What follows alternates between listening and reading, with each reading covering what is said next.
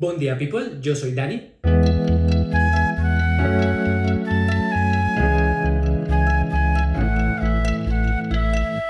Después de unas cuantas semanas estamos de vuelta. Estaba de vacaciones, además que el trabajo no me ha dejado mucho tiempo para esto. Pero aquí estamos otra vez y volvemos con un tema completamente diferente. El día de hoy no va a haber muchas reflexiones, no va a haber mucha filosofía. El día de hoy lo que va a haber es arte. Y es que el libro del que voy a hablar, más que un libro, es un artista. Y se trata nada más y nada menos que de Jean-Michel Basquiat. Que por cierto, un agradecimiento a mi hermano y a su esposa que me regalaron este libro.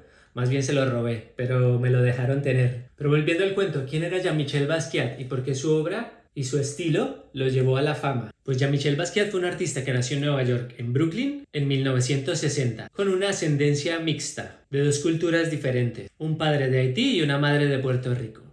Entonces podemos imaginar ya desde el inicio ese input múltiple que iba recibiendo el niño, de dos culturas diferentes inmersas en una tercera cultura que era la de los Estados Unidos en los años 70 y 80. Y es esa amalgama de culturas las que finalmente se van a ver reflejadas en su obra y en su forma de pintar tan particular. Y cuando uno ve uno de estos cuadros no deja lugar a ninguna duda de quién es el artista detrás de ello. Y es que adelanto desde ya, es que el éxito de un artista más que su talento dentro de los parámetros clásicos es el hecho de lograr dar ese sello único y reconocible a su obra. Y ese es el clic que tienen los artistas que saltan a la fama mundial. Más allá de esto, reflexionando un poco, saltar a la fama mundial no significa pasar a los libros de historia, porque para pasar a los libros de historia hay que tener un alma única y que la obra atrape generaciones. Y ese último paso es el que muy pocos tienen. Y ese último paso es el que Jean-Michel Basquiat logró conseguir durante la corta pero fructífera carrera que tuvo dentro del mundo del arte. Así que volviendo a la historia, los primeros pinitos que dio Jean-Michel los hizo no dentro de las bellas artes, sino dentro de un nuevo movimiento que estaba surgiendo en las calles de Nueva York, que era el graffiti. Y esto lo hace al lado de un amigo suyo que se llamaba Al Díaz. Pues estos dos jovencitos en los años 70 empezaron a hacer grafitis en una de las zonas céntricas de Manhattan, en Soho. Y en estas paredes de Soho ponían estos grafitis y lo firmaban con las siglas SAMO, que era una abreviatura que ellos les pusieron a Same Old Shit.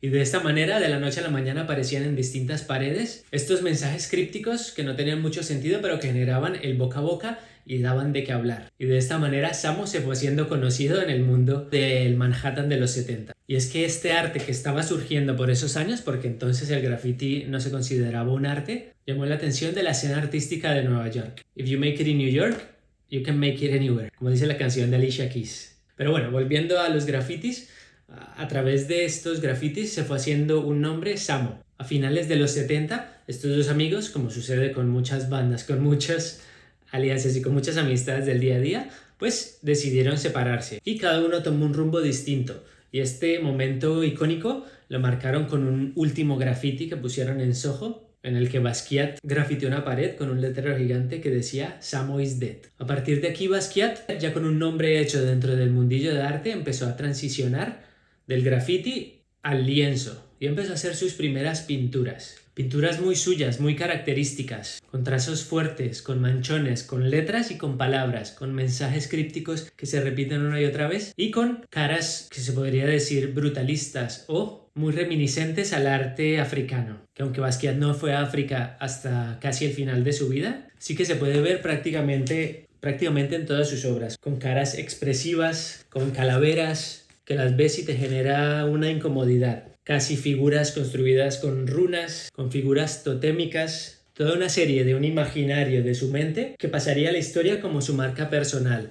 con una iconografía que se va repitiendo una y otra vez en prácticamente todas sus obras, con palabras, con una forma de plasmar ideas no solo a través del gráfico, sino a través de las letras que vibran con fuerza. Porque es que si nos paramos a ver uno de los cuadros de Basquiat, no sabes dónde terminar ni dónde parar, ni qué es lo más importante, ni cuál es el foco de atención. Puedes estar muchísimo tiempo observando sus cuadros, leyendo, intentando descifrar qué es lo que quiere decir. Y es que una cosa muy curiosa de sus cuadros es que están llenas de inputs tan variados como el deporte, la historia, el jazz, figuras de la música, figuras de la historia negra. Todo esto son temas que se van repitiendo recurrentemente a lo largo de sus obras, y aunque su técnica y aunque su forma de plasmarlas varía un poco de época a época, en global se ve una coherencia durante todos los años que estuvo en activo. Y es que, como digo, si tienen la oportunidad de ir a un museo que tenga un Basquiat, se darán cuenta que empiezas a mirar la obra y por todos lados va apareciendo información y te atrapa y miras aquí y luego encuentras algo que no habías visto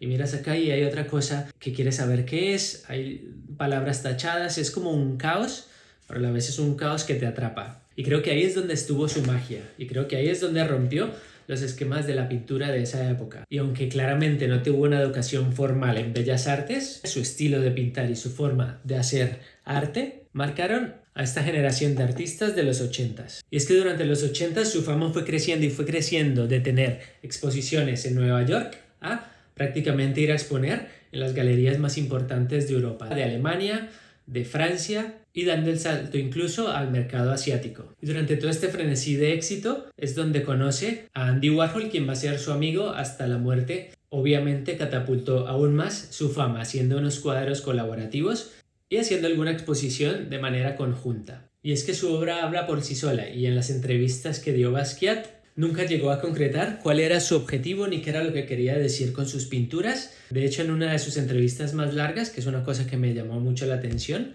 hace una analogía de los cuadros que él hacía con lo que hacía Miles Davis, el gran trompetista norteamericano, que Basquiat decía: no le puedes preguntar a Miles Davis qué es lo que quiere transmitir con su música, porque él simplemente coge la trompeta y hace magia. Estoy parafraseando, no sé exactamente lo que dijo.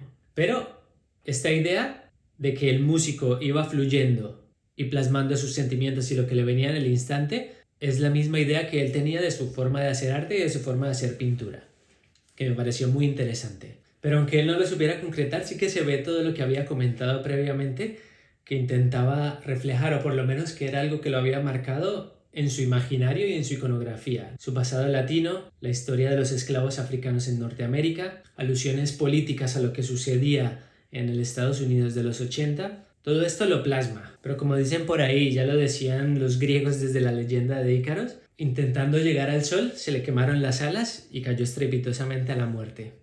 Pues tristemente, Jean-Michel Basquiat, en todo este ascenso y fama rápida, entró en este mundo en el que entran muchos de los artistas y muchas de las personas famosas, que es el mundo del consumo de sustancias y del desenfreno y los excesos. Pero lo que hizo el trigger y probablemente desencadenó la serie de sucesos que terminaron con su vida fue la muerte de su amigo Andy Warhol, después de la cual entró en una gran depresión, probablemente con un gran consumo de sustancias. Se fue un viaje de limpieza y de dejar las sustancias. Y cuando vuelve con muchos ánimos y vuelve con energías renovadas. Quienes estaban cerca de él en las entrevistas mencionaban que tenía muchas ideas, muchos proyectos colaborativos y muchos planes a futuros. Sin embargo, después de llegar de ese viaje, al poco tiempo, el 12 de agosto de 1988, cuando solo tenía 27 años, a causa de una sobredosis de heroína, falleció, uniéndose al famoso pero infame Club de los 27. Y es que nos quedamos pensando, a tan corta edad que se muera, qué tantas obras más nos tenía que dejar,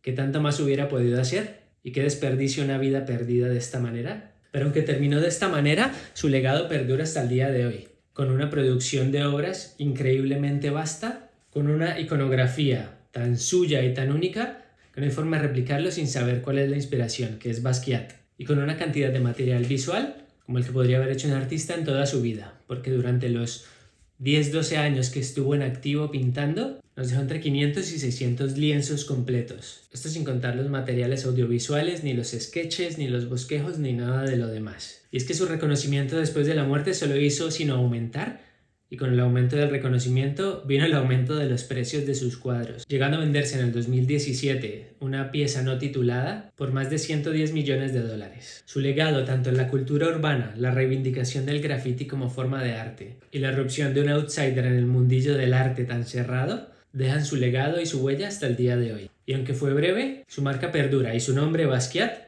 ha pasado a la historia del arte como uno de los grandes. Y nos recuerda que el arte puede tener un papel en romper normas sociales, romper el establecimiento y reivindicar comunidades. Y reivindicar comunidades, reivindicar culturas y reivindicar la historia. Y por todo esto, creo que vale la pena que esta coronita se nos quede en la memoria. Así que aquí acaba mi cuento. Si tienes alguna obra de Basquiat que te encante, déjalo en los comentarios o dime qué piensas de este artista. Eso ha sido todo por hoy. Nos vemos la próxima.